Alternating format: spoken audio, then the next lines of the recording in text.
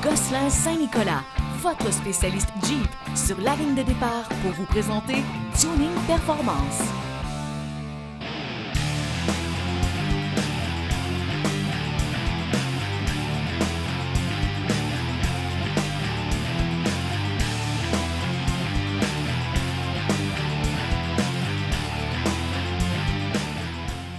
Bonjour à tous, bienvenue à l'émission Tuning Performance édition 4x4. La neige fond, les sentiers commencent à s'ouvrir. Parmi ceux-là qui sont les plus aventuriers, vous avez sans doute eu le temps d'essayer votre machine. Mais avec une température parfois comme ça, beaucoup de boue, beaucoup d'eau, c'est dangereux de rester pris. Faites attention. Pat, encore une fois, mon expert, aide-moi, qu'est-ce que ça prend pour pas que je reste pris? Bien, écoute, ça prend première des choses, de l'expérience. Ah oui? Un bon véhicule. Est-ce que je l'ai? Ah, bien, on verra ça. Ah oui, effectivement. Très bon point. Écoute, une winch, OK. première des choses, toujours très pratique. On ne s'aventure pas dans un sentier tout seul quand même. Là. Il y a plusieurs qui disent « Ah, j'ai une winch, je vais aller faire la trail tout seul. » Mauvaise idée. Parce que même si on a une winch, parfois on peut être très mal pris, on peut avoir besoin d'un guide, quelqu'un pour nous aiguiller. Exactement. Tu peux être trop loin aussi pour t'attacher à quoi que ce soit. S'il n'y a rien, s'il n'y a pas d'arbre, s'il n'y a pas de poteau, quoi que ce soit. OK. Tu ne peux pas t'attacher après un coton. Là. Les winch, bon, je vois plusieurs numéros là, dessus quand je les achète. Je vois des marques différentes. Oui. Ça me prend quoi? Là? Ben moi, je te dirais ça prend du Warn. OK. C'est le leader incontesté. Ta marque préférée? Oui, absolument.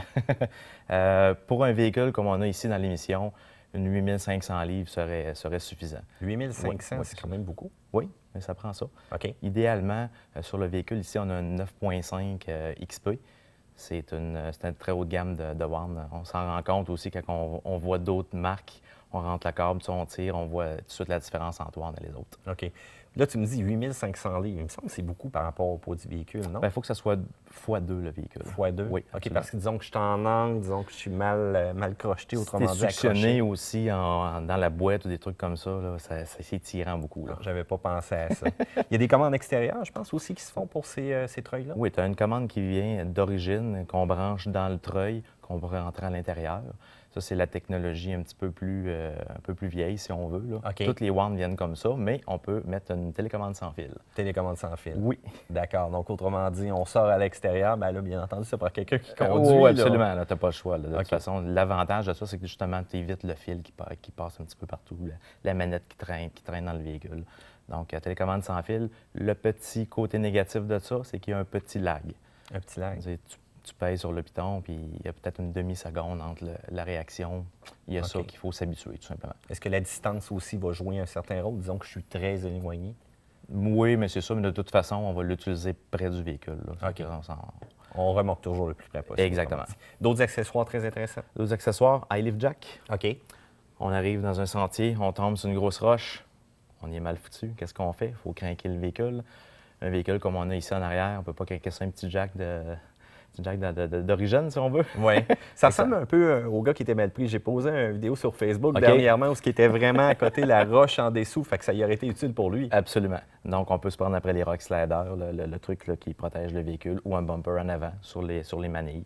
Okay. On craint que ça. Ça va pas en avoir 48 pouces ou 60 pouces. OK, 60 pouces, c'est quand même très gros. Oui, mais avec un véhicule avec un débattement comme ça, c'est pas trop. Effectivement. Je suis sûr que tu as d'autres articles encore qu'on met dans notre coffre à outils. Oui, bien, il y a le X-Jack qui peut être utilisé aussi, un peu comme le High Lift Jack. Lui, par contre, c'est un ballon qu'on peut mettre en dessous du véhicule, branché après le système d'échappement ou avec un compresseur. Ça va gonfler. Évidemment, ça va lever le véhicule. Il n'y a pas de problème, ça lève des Hummer, fait que ça lève un Jeep sans problème. Fait que si je veux que ça gonfle vite, je paye sur le gaz en masse. Mais je veux dire, tu n'as pas vraiment besoin. Là. Oui, non. tu payes sur le gaz, mais tu n'es pas obligé là, de torcher le véhicule, comme on dit, là, pour que ça gonfle plus vite. Là. Ça va très, très bien. Là. Ça... OK. Puis qu'est-ce que tu penses de mon bon vieux tire-fort? Laissez dans le cabanon. Merci, Pape. Somme toute, on s'en va à la pause, on va aller voir les gens du Club Jeep et on s'en va nettoyer la boue qui est tombée du ciel sur votre Jeep.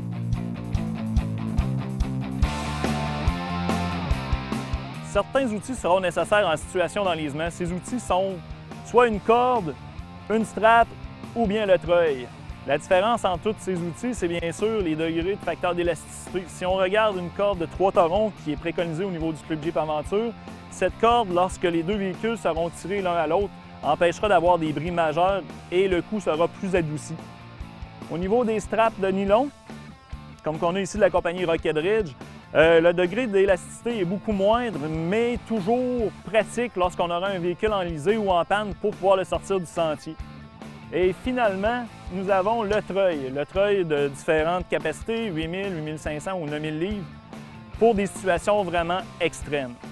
Ce treuil peut être utilisé aussi avec une strap qu'on appelle un tree strap qui va venir protéger l'écorce des arbres en toute situation. Lorsque vous allez participer aux activités du Club Jeep Aventure, un de ces outils sera obligatoire. À vous de faire votre choix. Là-dessus, on se dit à la semaine prochaine.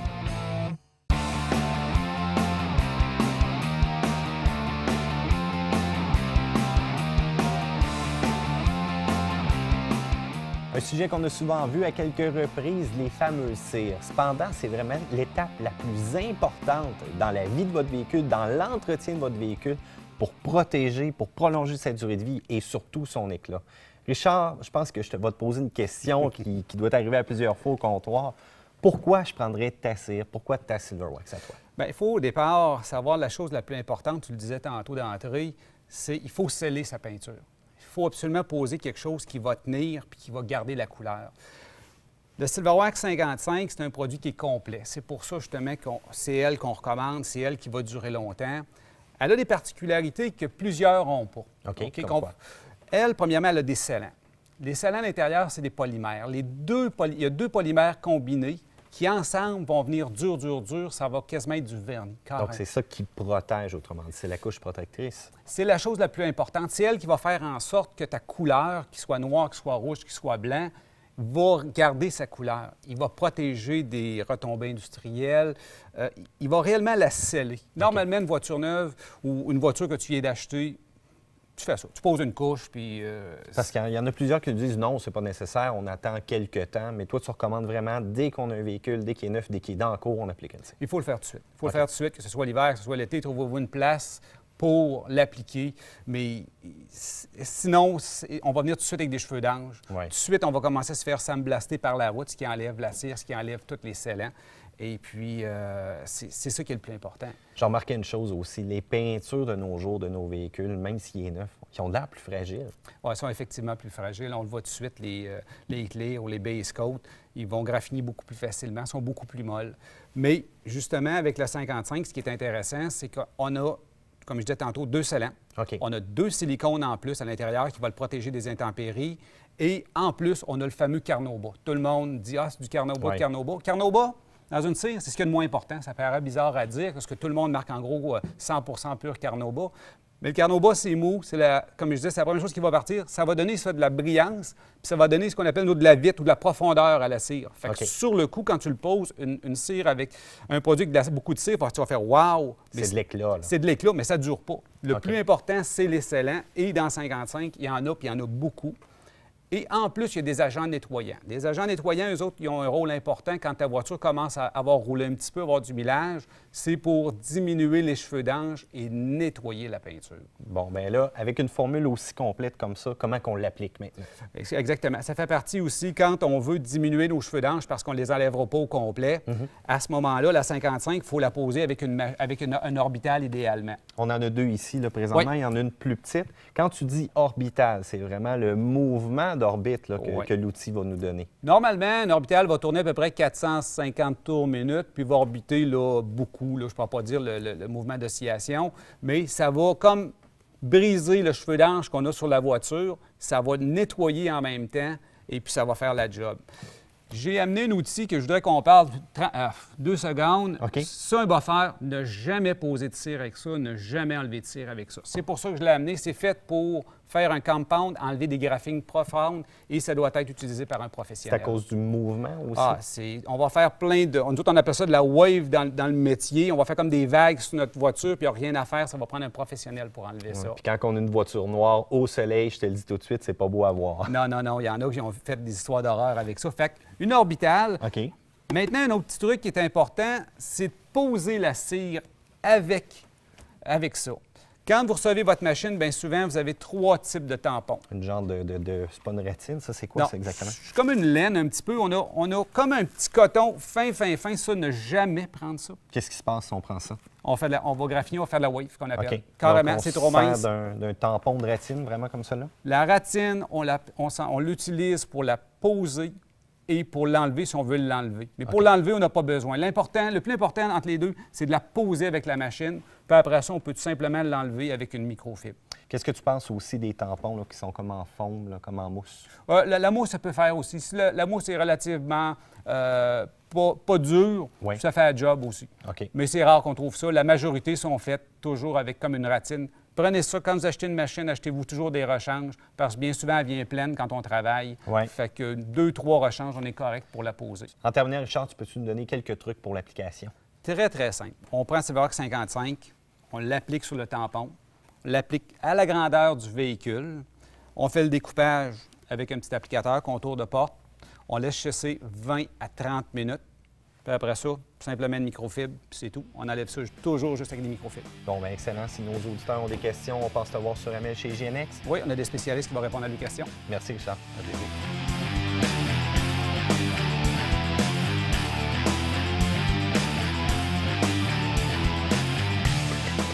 Le conseil esthétique vous a été présenté par Laboratoire Hygienex, fabricant des produits Silverwax. Silverwax, un choix brillant.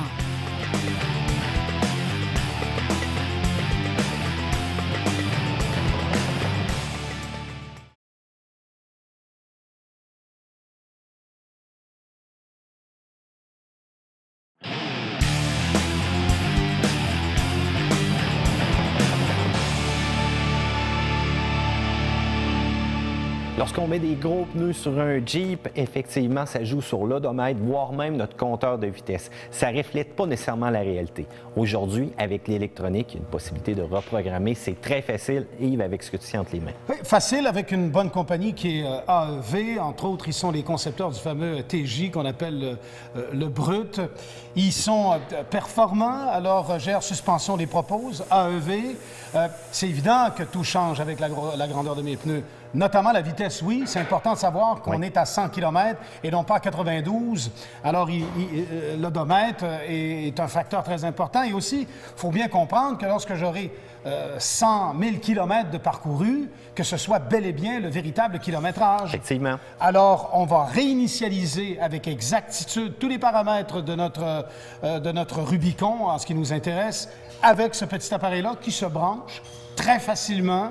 Un petit deep plug qu'on a sous le pare-brise, donc le tableau de bord, c'est-à-dire. Oui. Et puis, en un temps, 3 mouvements, c'est changé. Et ça règle tout. Témoin lumineux également pour la pression des pneus. Pour la pression des pneus. Avec ça, je règle le cas aussi parce que, bien sûr, l'ajustement est différent pour le hors-route. Beaucoup plus bas, beaucoup de basse pression pour aller maximiser la traction. Donc, les capteurs d'origine n'aiment pas ça. AEV propose un petit appareil électronique qui règle tout ça, et c'est quand même très important. Effectivement. Un autre problème électronique aussi qu'on va rencontrer, c'est l'accélérateur. Maintenant, l'ordinateur gère tout. Il y avait parfois un certain délai lorsqu'on appuyait sur la pédale. En route, on veut que ça réponde immédiatement. Speed Booster propose un petit gadget tout simplement qui va se placer au-dessus de votre pédale à gaz et qui modifie le signal électronique.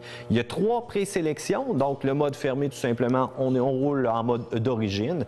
On y va avec le bouton vert ici. C'est un mode disons, moyennement agressif, mais lorsque le témoin lumineux est rouge, là, c'est la réponse immédiate. Donc, terminer le délai, lorsqu'on est dans une position précaire et qu'on appuie sur l'accélérateur, les roues vont se mettre à avancer et ça donne le vrai feeling de conduite. Petit truc très intéressant. La semaine prochaine, on regarde encore plus de modifications. Le projet Jeep Extreme est une réalisation de GR Suspension, l'expert en équipement et modification de véhicules hors route. De retour à Tuning Performance, encore une fois, on a une superbe machine en studio, un Jeep. Je pense qu'on continue une petite mode, hein? Il y en a tellement de différents.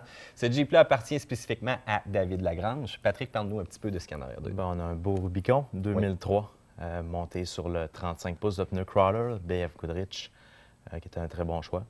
Oui. On a un 4 pouces Skyjacker sur ce véhicule-là, Ça, c'est vraiment la suspension. Au niveau de la suspension. Ensuite de ça, écoute, on a des Rock Sliders de la compagnie Poison Spider. Poison Spider, ce qui est important de savoir de cette compagnie-là, c'est que théoriquement, tout le truc arrive non peinturé. OK. Donc, c'est du très solide, mais il faut quand même savoir que c'est importé et c'est pas peinturé. Exactement. Fait que si on veut harmoniser la couleur de notre Jeep, bon, avec ces pièces-là, C'est le on produit doit se parfait. préparer un petit budget aussi. Hein. Oui, absolument. Il faut y penser. Je veux dire, si on paye le oxydeur à un certain prix, il faut quand même penser là, de la peinture, etc. Est-ce qu'il y en a qui gardent ça couleur d'origine tout simplement flat comme salarié? Non, en général, Non. les gars, il faut mettre la protection, sinon ça va avoir une rouille de surface, ça ne fera pas un beau produit. Oui. OK, donc c'est vraiment un enduit aussi qui est appliqué? Oui, absolument. OK, donc c'est intéressant de savoir d'autres choses aussi. Oui. Je remarque la bonbonne qui est en arrière. Ça, Oui. moi, la première vue, je dis, ça bonbonne de nitro? C'est du noce. Non, en fond, c'est une power tank. OK. Entre 200 livres de pression d'air liquide à l'intérieur de ça. On peut s'en servir pour de l'impact si on brise entre elles ou quoi que ce soit. Changer les roues, c'est portatif, on peut l'utiliser à la maison également. Passer l'air dans le véhicule, des trucs comme ça. Mais il me semble que la bouteille n'est pas grosse. Bien, c'est comprimé à l'intérieur, donc ça nous permet évidemment aussi de regonfler les pneus. Quand on fait du hors-route, on dégonfle, comme on a expliqué dans l'autre émission. Avec ça, ça nous permet de regonfler et de retourner sur la route sécuritairement. Je pense que les personnes de Jeep, en général, ne modifient pas beaucoup le moteur, mais lui, il y a quand même quelque chose en dessous du capot. Là. Oui, il y a quand même quelque chose. Au niveau de David, lui, il a décidé de mettre un Flexolite, c'est-à-dire OK. un fan électrique. Normalement, ça vient avec un fan clutch qu'on appelle. Souvent, sur ces modèles-là, c'est un procédé qui brise régulièrement. OK. Le véhicule va surchauffer. Moi, j'ai déjà eu ce problème-là avec mon Rubicon. Donc, tes hors route, tu lui demandes, bon, disons, tu demandes Ouais. beaucoup au moteur, tu demandes beaucoup, c'est un environnement qui est chaud, parfois tu mélanges de l'eau, de l'humidité. Exactement. Donc, justement, le Flexolite va justement enlever un petit peu de résistance au moteur, va donner un petit peu plus de puissance. Ça va OK. aider aux performances du véhicule. Quand tu arrives dans un trou d'eau, tu peux fermer le fan. OK. Donc, si ton fan vire toujours, tu arrives dans un trou d'eau, là, tu vas crocher, puis c'est là que tu vas briser. OK, parce que le tour d'eau peut contenir aussi des Ben, t'as une matières à résistance. l'intérieur, puis il y a une résistance, ça force, donc c'est pas Exactement. nécessairement bon C'est pour là que tu ça. vas briser le fan clutch qu'on appelle. D'accord. D'autres choses qui sont dignes de mention sur le Oui, Jeep? ben, on a mis justement un évaporateur de chaleur, si on veut, là, qui peut être fait par la compagnie Generate Poison, tous ces trucs-là qui en font beaucoup. Ça permet justement d'évacuer la chaleur du moteur, parce qu'on l'en demande quand même beaucoup entre elles. Effectivement, quand il fait un beau 30 degrés, il n'y a pas C'est rien que les ça. cocos qui chauffent. Hein? On voit, il y en a certaines personnes qui me mentionnaient dernièrement, oh, quelle belle ligne d'échappement là, qui sort sur le côté du véhicule. Oui, ça, c'est peut-être un petit peu, on pourrait dire, de l'ignorance, parce que, autrement dit, on appelle ça un snorkel. C'est fait par la compagnie ARB. Il y a quand même quelques compagnies qui en fait, AEV en fait également. Ce qui permet d'aller justement jouer dans l'eau, puis c'est la prise d'air du véhicule qui est là. Au lieu d'être à l'intérieur du compartiment moteur, est à l'extérieur. D'accord. Donc, il n'y a pas de danger de noyer son moteur dans l'eau. Puis en plus, on peut voir qu'il y a un très beau débattement de suspension avec la rampe qui nous a amené. Oui. On peut voir qu'il y a de la protection en dessous. Hein? Oui, absolument. Justement, on voit qu'il y a une protection au niveau du différentiel, mais écoute, il y en a tellement qu'on pourrait en jaser. Bon, mais je pense que c'est longtemps. ça qu'on va faire après la pause. On s'en va voir Dominique encore avec ses chroniques hors de l'ordinaire. Et après la pause, on est avec les gens de Labo Diesel pour notre projet de Ford Cummins.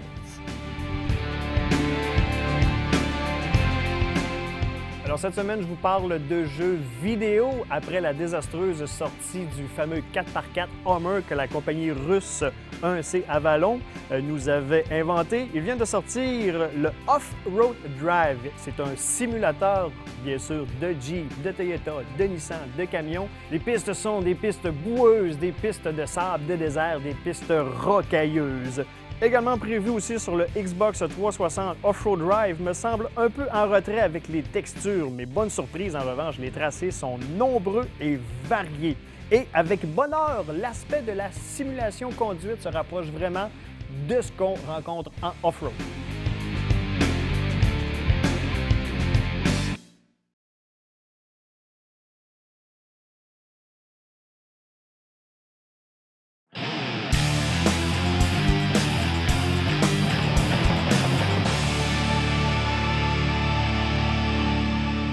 On a vu ce qu'on mettait à l'intérieur du moteur, on a démystifié l'injection, mais il nous manque une pièce maîtresse, laquelle on va regarder présentement, les turbos.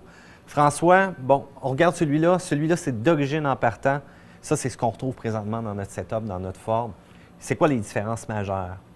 Première chose, si on regarde juste côté, La partie du bas? exactement, partie exhaust, Oui.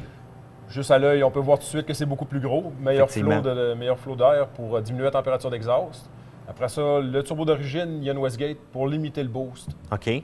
De compagnie, il faut qu'il se limite pour côté transmission, côté garantie, toutes les affaires. Tandis que ça, c'est un turbo de compétition. Le seul moyen de le limiter côté boost, c'est diminuer le fuel. Donc, on diminue le fuel, bien entendu, avec une gestion d'ordinateur. Exactement, avec un programmeur. Là. OK.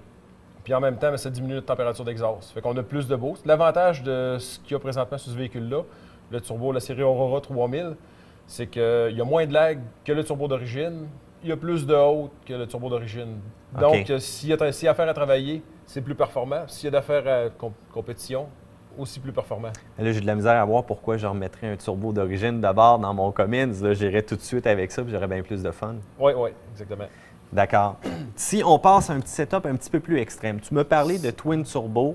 Oui, donc là, c'est ce qui s'en vient pour l'année prochaine pour ce projet-là. D'accord. Démystifie-moi ça un peu. Là. Comment ça fonctionne un Twin Turbo? C'est ça. Dans ce cas-là, là, ça va être le 3000 plus le 5000. OK. On voit qu'ils sont même pas de la même grosseur, hein? C'est normal? Non, il est beaucoup plus gros. OK. C'est ça. Ce que ça fait, c'est que côté exhaust, l'exhaust sort dans le petit. Ensuite, elle passe dans le gros pour s'en aller au muffler, l'échappement. Oui. Côté air, le gros pousse dans le petit pour finir au moteur.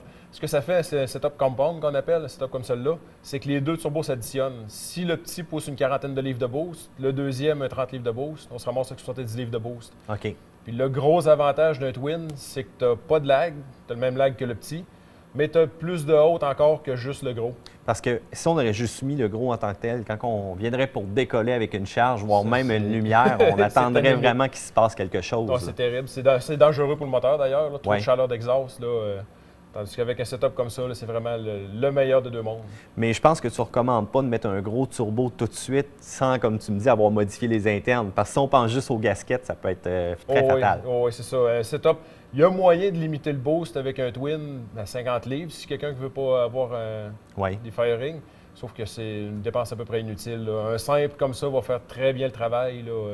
Bon, bien, excellent. Donc, n'oubliez pas une chose, les turbos, c'est vital. Faites attention, ça demande un bon entretien. Puis, si jamais vous avez un petit camion japonais, bien, il existe quelque chose aussi pour vous. Mais comme vous voyez, c'est gros à l'image de votre camion. Cette mécanique de performance vous a été présentée par Laboratoire Diesel, le leader diesel de l'Est du Canada. Tout à l'heure, on a parlé de protection. C'est important dans la vie, mais aussi sur votre camion. Patrick, qu'est-ce qui arrive là? Disons que je pars en mode hors route, je vois une belle flaque d'eau, puis je commence à amorcer à l'intérieur. Y a-t-il du danger qui peut se cacher? Bien, il peut y avoir des roches que tu n'auras pas vues, qui est caché par l'eau, évidemment. Ça fait un beau petit bang. Ça peut faire mal au portefeuille, ça peut faire mal au Jeep. Okay. Écoute, première des choses, on ne rentre pas dans un trou d'eau en fou, donc on ne sait pas qu'est-ce qu'il y a dedans. Ça, c'est la première des choses à savoir. Deuxième des choses, si on le fait, puis on cogne. Écoute, il y a plusieurs plaques de protection qui existent. Première chose qu'il faut protéger, je dirais, c'est le différentiel avant. C'est souvent là qu'on va cogner. C'est la pièce la plus basse en plus. Effectivement. Hein? Puis, tu sais, il faut quand même pas penser que ça vaut des millions de dollars, là, protéger le véhicule, parce que ça peut vous en sauver beaucoup. OK. On parle de combien environ par plaque protectrice? Ouais, si on parle d'un couvert de différentiel, ça peut commencer à peu près à 90 $. Ça peut aller jusqu'à 200, 250. OK. Mais mon autre question, là, c'est si on perce le différentiel, le casing, l'huile s'écoule, comment ça coûte un différentiel? Bien, écoute, on n'aura pas besoin de changer le différentiel au complet, sauf que tu vas brûler les bearings. Autrement dit, les gears vont surchauffer.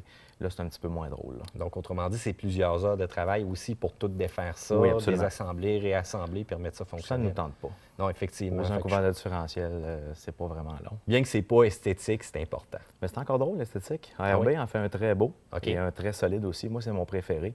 Il y a une plug pour vérifier ton huile. On fait beaucoup de routes, on met le véhicule dans des conditions extrêmes. Il faut vérifier souvent l'huile à différentiel. Les gens oublient de le faire ou sont négligents. Après ça, il arrive des bris. Le couvert ARB permet ça. Bon, mais excellent. Donc, beaucoup plus résistant de ce côté-là. Est-ce qu'il y a d'autres pièces qu'on doit protéger? Moi, ma première qui me vient en tête, c'est ma direction aussi. Là. Oui, la direction, il faut la protéger, mais il n'y a pas vraiment de plaque qui va couvrir toutes tes plaques des barres de direction, si on veut. Il vaut mieux mettre des barres de direction HD, comme on dit. Elle, tu peux la cogner, elle va rester droite. Excellent. Panne à l'huile? Panne à l'huile. Protection, il y en a qui sont collés, il y en a qui sont vissés. Il y a aussi le canistère. Le canistère qui est un évapeur d'essence. Lui, il est en plastique. Donc, il est très mal placé. Il n'aime pas les roches. C'est ça, il est mal placé. Souvent, on fait juste le frotter un petit peu sur le sable ou sur une roche. Il va briser, il va casser, puis ça va mettre des codes d'erreur. Le truck va étouffer, il va faire tous les temps. centaine de piastres, c'est protégé, on a la paix, c'est fini. Effectivement, c'est extrêmement important, Oui. comme tu me dis. Donc, est-ce qu'il y a d'autres choses qu'on peut rajouter ou ça fait pas mal le tour? je te Boîtier dirais? de steering, OK. je dirais, surtout au niveau des TJ, il est très, très, très en avant. On le voit, c'est la première chose qu'on voit qu'on peut cogner avec le différentiel. Ça, je dirais de le protéger pour un TJ surtout. OK. Bas de caisse? Bas de caisse aussi, si on fait de la trail un peu plus extrême, ça que si on fait un sentier moins extrême, il n'y a pas vraiment de problème. Mais aussitôt qu'on commence à upgrader de trail, autrement dit. On va dans des oui, pistes plus agressives. exactement. On peut glisser, cogner sur une roche. Comme en arrière, on a du Poison Spider. C'est un très bon choix. Merci, Pat. Avec cette protection-là, j'aurais plus peur d'amorcer mes flaques d'eau. Aucun problème.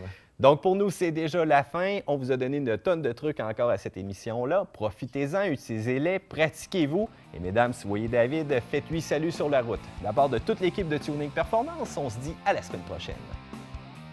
Cette émission vous a été présentée par Rousseau, reconnu pour la qualité et la flexibilité de ses systèmes de rangement depuis 1950. Visitez le rousseau-automotive.com. Partez à l'aventure avec Gosselin Saint-Nicolas. Une seule adresse depuis plus de 45 ans.